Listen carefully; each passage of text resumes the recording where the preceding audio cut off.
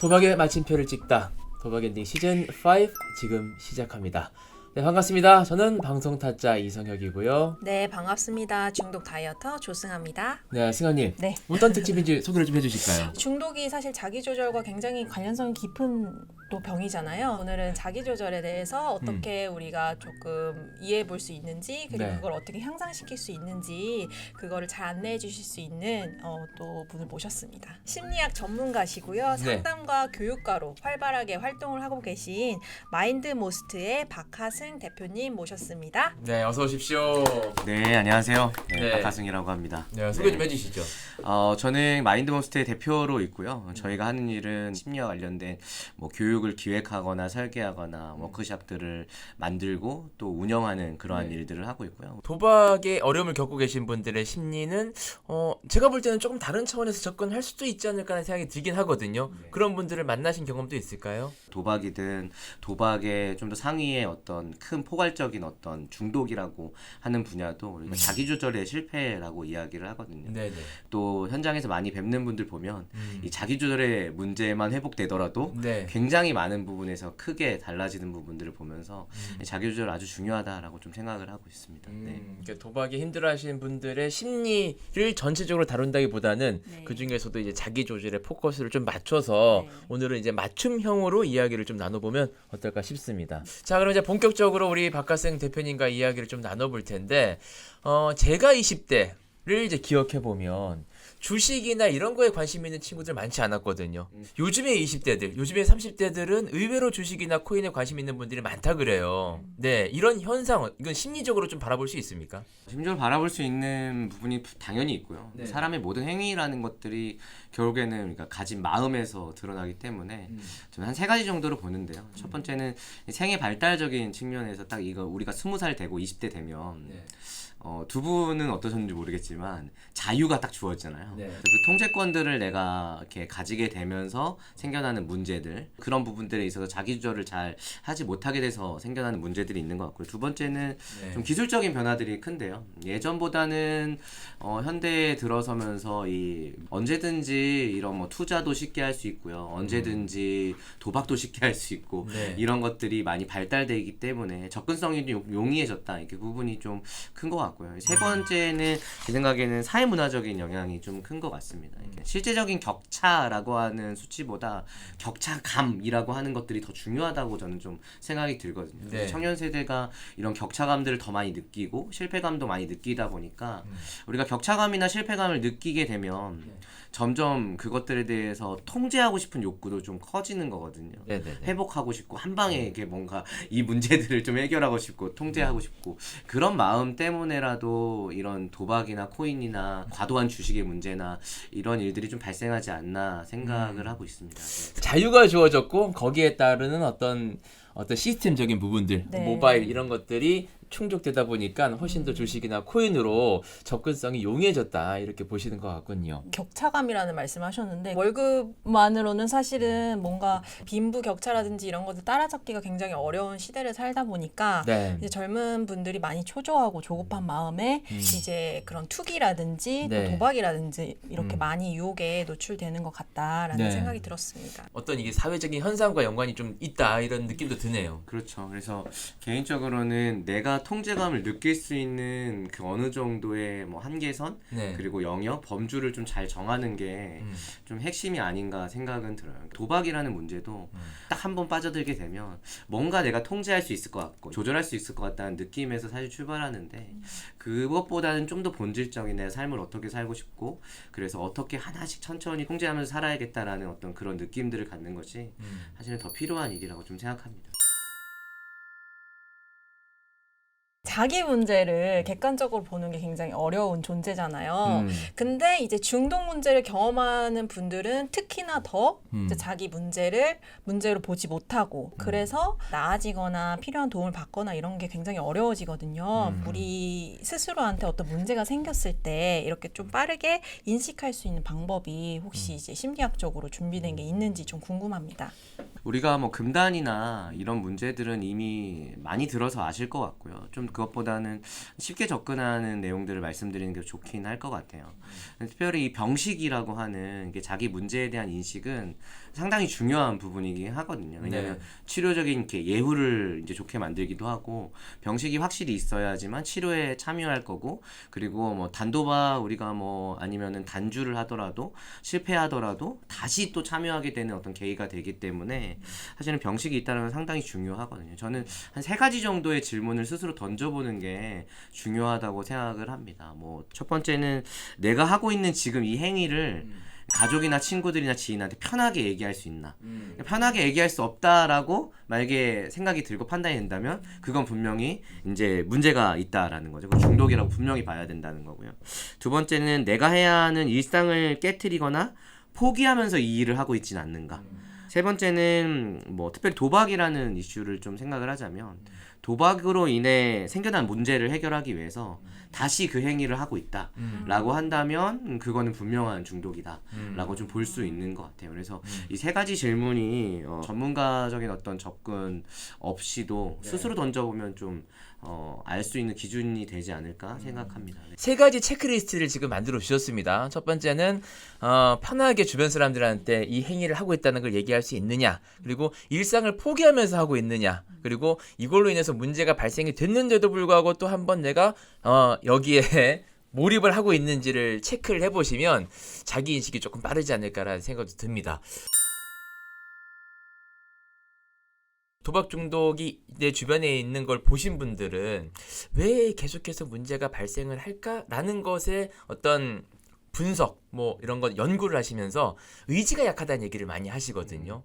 실제로 의지가 약한 분들이 중독에 더 깊게 빠지는 경향이 있습니까? 의지력이라는 것이 상당히 다양한 요인들이 좀 작용을 합니다. 의지력을 발휘할 수 없었던 그 상황들이나 환경적인 요인들, 그 변인들을 더 살펴야 되는 게 상당히 맞고요. 실제로 그 도박에 빠진 분들 많이 보면 어떤 삶의 시기에는 특정한 영역에서 굉장한 그런 의지력을 발휘해서 삶의 성과들을 냈던 분들이 상당히 많으세요. 저는 이렇게 도박 문제 경험하신 분 중에 정말 학력도 좋고 그 정말 직장도 좋고 이런 분들이 많은지 네. 여기 와서 알았어요. 사회적으로 굉장히 성공하신 분들 그리고 명성도 있으신 분들이라면 그만큼 노력을 했다는 거 아니겠습니까? 그 학교 다닐 때 잠을 줄여가면서 네. 의지를 발휘해가면서 공부에 몰입했던 사람들이 또 다르게 한 번 또 몰입하니까 여기 훅 빠지는 경우들도 많이 있어서 단순히 의지만 약하다고 보기엔 좀 어렵겠네요. 의지력의 문제보다는 뇌 보상 체계에 뭔가 문제가 생겼다라고 보는 것들이 맞아요. 그래서 우리가 어떤 중독 문제를 단순히 동정하고 공감하기 위해서 뇌의 문제지 이해해주고 뭐 다 이렇게 도와주고 해야 된다 이렇게만 보는 거는 중독 당사자를 돕는 건 아닐 수 있지만 그 뇌의 보상 체계를 다시 회복하는 어떤 접근들을 다시 하는 거 그런 연습들을 하는 것이 필요한 일이겠죠. 의지는 반드시 필요하지만 의지가 전체가 아니라는 것, 네. 질병으로 좀 접근을 하셔야 된다는 것은 주변 사람들이 조금 더 잘 기억을 해두시면 좋을 것 같습니다. 네. 대표님 이제 중독은 결국은 이제 조절력을 상실하는 병이잖아요. 근데 자기 조절이 과연 어떤 것이고 또 중독의 회복에서 또 얼마나 중요한 개념인지를 한번 짚어주시면 좋을 것 같습니다. 좀 쉽게 얘기하자면 누구나 자신이 원하는 상태가 있을 거고 이런 것들은 어떻게 보면 목표라고 할 수 있을 텐데 의식적으로 무의식적으로 충동을 억제하고 목표를 추구하는 그런 행위들을 모두 이루는 게 어떻게 보면 자기 조절이라고 할 수 있는데요. 앞에서도 뇌 보상 체계가 우리가 망가졌다라고 했을 때는 우리가 충동을 억제하거나 아니면 목표를 추구하는 이런 마음의 어떤 프로세스들이 작동되지 않는 혹은 작동이 이상하게 되는 문제들이 발생을 한 것이죠. 네네네. 그래서 우리가 마음이라는 걸 이야기할 때 보통은 이렇게 마음에 손 대보세요 그러면은 어디에 손을 댈까요? 우리 MC분들 어디에 손을 대세요? 네, 여기 되죠. 여기에 심장. 되죠. 네네. 거기는 심장밖에 없거든요. 실제 마음은 사실 뇌에서 구현이 되죠. 아, 그래요. 네, 그렇기 때문에 이 뇌의 어떤 작동의 방식들을 바꾸는 게 상당히 중요하고 하나는 충동을 잘 억제하는 거 그리고 또 한 가지는 목표를 잘 추구하는 두 가지 양 사이드가 사실 이 자기조절에 있어서 가장 중요한 어떤 측면일 수 있는 거죠. 근데 우리는 충동의 억제 측면들만 많이 보고요. 이 목표를 추구하는 측면들을 많이 보지 않죠. 어떻게 단도박 할 거냐? 어떻게 하면 단주할 거냐가 아니라 어떻게 하면 일상과 삶을 회복할 거냐라는 거죠. 그래서 저희가 던지는 질문은 이런 질문들이 있어요. 어떻게 살고 싶으세요? 이 질문들을 많이 던져요. 그러니까 삶의 어떤 철학적인 변화나 내 안에 있는 정말 깊이 있는 어떤 욕구들, 그러니까 수단으로서의 도박이 아니라 그것보다 더 밑에 있는 욕구들을 좀 발견할 수 있어야 나 사실 그렇게 살고 싶은 건데, 나 그런 삶을 살고 싶고 그런 가치를 갖고 있는데 라는 것들이 좀 회복될 수 있어야 정확한 다른 목표들을 좀 추구할 수 있다라는 거죠. 그래서 우리가 단도박, 단주에 막 이렇게 더 집중하면 집중할수록 오히려 정말 질 확률이 너무 높은 게임이죠. 그럴 때는 그럼요. 제일 중요한 건 뭘까요? 코끼리와 싸우는데 이기는 방법은 뭔가요? 코끼리를 안 만나는 거 아닐까요? 코끼리 안 만나는 거죠. 네. 코끼리와 줄다리기에 손을 놔버리는 게 사실 가장 중요한 것이죠. 마찬가지로 그렇기 때문에 내가 살고 싶은 삶을 회복하는 게 결국에는 단도박 단주하는 길이다 네. 라고 좀 말씀드리고 싶죠. 내가 살고 싶지 않은 방향으로는 억제하시고 살고 싶은 방향으로는 조금 더 발현하는 것까지 포함해서 자기 조절이라는 이야기를 하신 것 같은데 맞습니까? 네, 맞습니다. 아, 네. 이성형 전기가 잘 됩니다. 네, 아주 잘하고 있습니다. 네네네. 자기 조절을 조금 더 잘하는 사람의 성향 그리고 못하는 사람의 성향 이렇게 좀 나누기도 하나요? 자기조절력이 좋다라고 하는 사람들의 어떤 삶의 방식들을 보면 자기조절력을 많이 발휘하지 않도록 네. 상황이나 환경을 조성하는 모습들이 아하. 있어요. 힘을 들이지 않는 게 사실 상당히 중요하죠. 아, 중요합니다. 그래서 우리가 이제 연구에는 그런 연구들도 있습니다. 낮에 스트레스 많이 받는 직업들 있잖아요. 네네. 네, 실제로 집에 딱 돌아갔을 때 가족한테 화낼 가능성이 높아진다고 해요. 네. 그러니까 그만큼 정서 조절에 실패할 가능성이 높아진다는 거죠. 그래서 자기 조절력이라는 것들이 어떤 이렇게 자원들이라고 볼 수 있는데 네. 그 자원들이 상실될 때, 그 많이 쓸 때 네. 오히려 다른 영역에서 자기 조절이 실패되기 때문에 자기 조절을 잘하는 사람은 일단 이 자원 관리를 잘하고요. 네네. 그 자원을 잘 남겨놓는 거죠. 네. 그리고 너무 많이 자기 조절에 막 힘쓰지 않도록 네네. 애쓰지 않는 어떤 환경과 상황들을 잘 조성하는 거. 또 한 가지 정도 더 추가로 말씀드리자면 조망 능력이 좀 좋은 것 같다라고 좀 개인적으로 조망 생각합니다. 능력. 네, 조망이라는 게 앞서 보는 거거든요. 멘탈 타임 트래블링이라는 거예요. 음. 정신 시간 여행. 그래서 과거에 대해서 우리는 시간 여행을 하면서 후회하기도 하고요. 네. 되게 마음의 고통을 갖기도 하고 미래에 대해 생각하면서 불안하기도 하잖아요. 그래서 이거를 좀 우리가 건강한 방식으로도 사용할 수 있는 거거든요. 그러니까 미리 미래를 가보면서 이 선택이 어떤 결과들, 어떤 파생 효과를 가질지를 생각해 보는 것이죠. 네네네. 네, 그런 능력들이 상당히 자기조절에는 또 도움이 될 수 있다. 그러니까 이런 것들을 계속해서 행했을 때 10년 후 20년의 모습이 굉장히 내가 원하지 않는 방향으로 흘러갈 수 있다라는 것을 미리 경험하거나 그렇죠. 혹은 미리 생각해 봄으로 인해서 조절이 조금 도움이 된다. 자기 조절을 하는 방법 중에 하나는 자기 조절을 안 할 수 있는 상황을 만드는 것, 그러니까 즉 환경을 좀 조성하는 것도 하나의 방법이라고 하셨는데 그거 말고 조금 더 자기 조절력을 좀 발휘할 수 있는 구체적인 방법 같은 게 있을까요? 그러니까 우리가 항상 많이 에너지를 쓰지 않는 그런 환경만 있는 건 아니잖아요. 네네네. 예를 들어 자기조절이라는 걸 굉장히 많이 애써야 되는 환경도 있는데 저는 먼저는 자기조절의 다양한 영역들이 있겠지만 정서조절과 관련된 이야기를 좀 드리고 싶어요. 동기라고 하는 것들은 꼭 한 가지 키워드가 같이 따라다니는데 그게 뭐냐면 정서입니다. 정서를 잘 조절하는 일이 결국에는 동기를 잘 유지하고 행동할 수 있게끔 만드는 일이기도 한데요. 그렇기 때문에 정서 조절을 좀 훈련할 수 있는 방법 중에 한 가지는 정서를 잘 명확하게 인식하는 겁니다.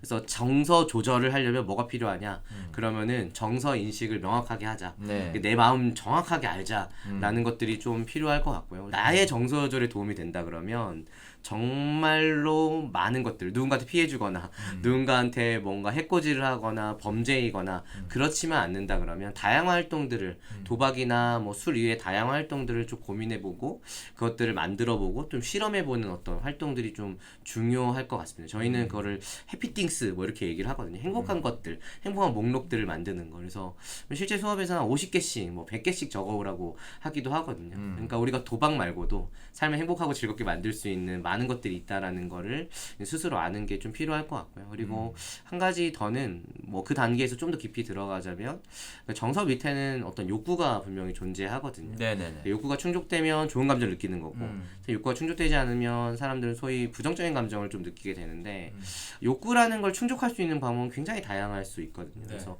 그 욕구를 충족할 수 있는 다양한 방법들을 한번 고민해보고 그 경험을 좀 개방적으로 오픈하여서 한번 도전해보고 하나씩 만들어가 볼 것.